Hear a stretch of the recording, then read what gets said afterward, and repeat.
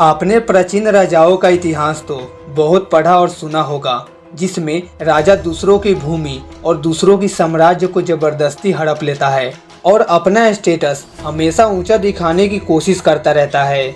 लेकिन आज उन्हीं प्राचीन राजाओं के इतिहास में एक ऐसे राजा के बारे में बात करने वाला हूँ जिसने शुरुआत में तो क्रूरता की हदें पार कर दी थी, लेकिन बाद में वही राजा सत्य और अहिंसा के बल पर प्रजा के हृदय को जीत लिया था।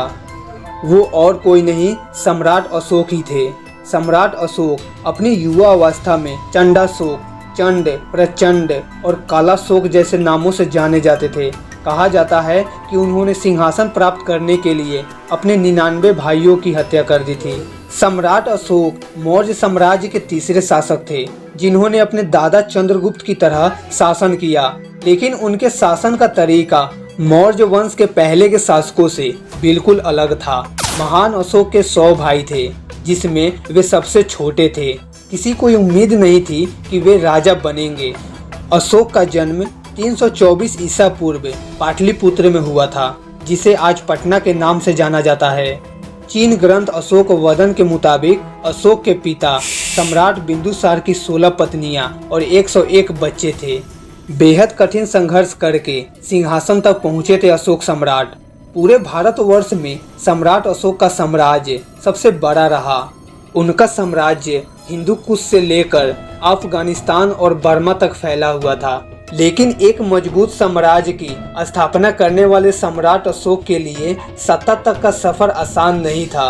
अशोक को उनके पिता बिंदुसार पसंद नहीं करते थे। बिंदुसार को अपने ही बेटे अशोक की शकल सूरत से चीढ़ थी। बचपन में ही पिता पुत्र के बीच में आई खटास उम्र के साथ बढ़ती चली गई।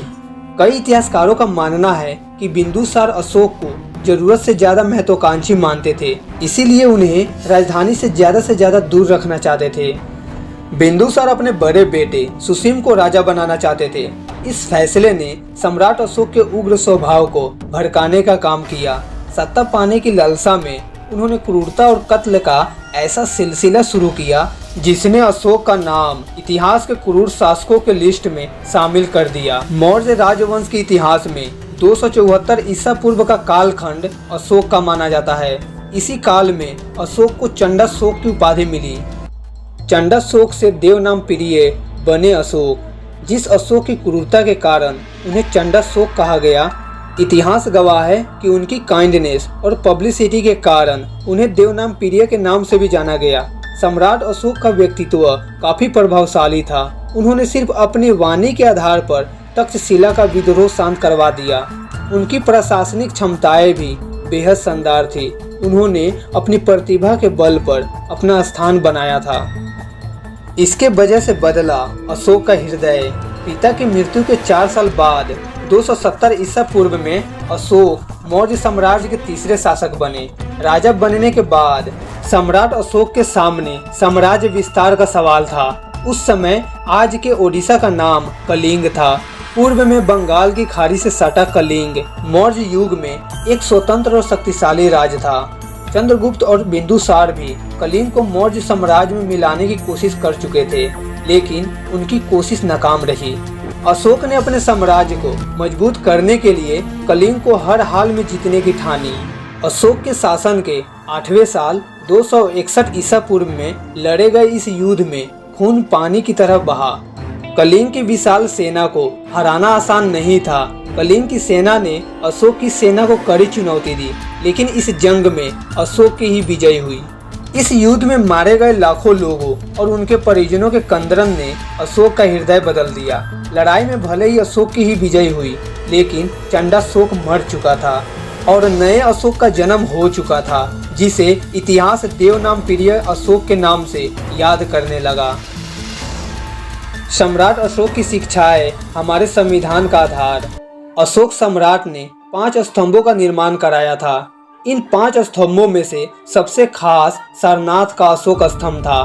250 ईसा पूर्व में बने सारनाथ के अशोक स्तंभ को राष्ट्रीय प्रतीक के तौर पर भी अपनाया गया है। अशोक स्तंभ में 4 शेर है जो चारों तरफ देख रहे हैं। इसमें एक चक्र है जो इस बात की ओर संकेत करते हैं कि धर्म का पहिया लगातार चल रहे हैं। अशोक स्तंभों में जानवरों का विशेष महत्व है, खासकर शेर का। बौद्ध धर्म में शेर को बुद्ध का प्रतीक माना जाता है। सम्राट अशोक पहले शासक थे जिन्होंने पहली बार धर्मनिरपेक्ष व्यवस्था की नींव रखी। 2300 साल पहले सम्राट अशोक की मृत्यु हो गई, लेकिन उनकी विरासत की झलक आज भी आधुनिक भारत के प्रशासनिक प्रतीकों पर दिखाई देती है। हमारे राष्ट्रीय झंडे का चक्र भी सम्राट अशोक का ही देन है। अशोक स्तंभ भी अशोक का ही देन है।